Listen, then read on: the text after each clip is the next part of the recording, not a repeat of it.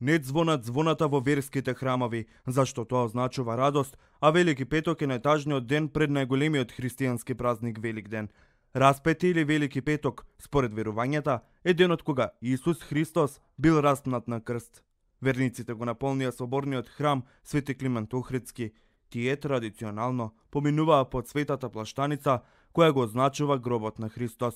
Запалија свеќи, се помолија за здравје. Не само нашиот православен, него и католичкиот се совпаднаја. Тоа е многу убава случка. Празникот е многу убав. Еве сите во црква доаѓаме да си го прославиме. Христијански празник. Убаво, у секој случај. Денеска е строг пост, се почитува ли тоа во ваш? Да, баш се почитува. Денеска и без зајтин. Нека е на помош среќен празник, сите го славиме. Свечано еве дојдовме со сопругот во црква да запалиме свеќи и на секој да му пожелам среќен празник и мир во државата. Свештениците во црни одежди го обележуваат Божјото страдање. На овој ден без зетин се пости, без риба, без секакви млечни, месни производи се тоа, значи строго.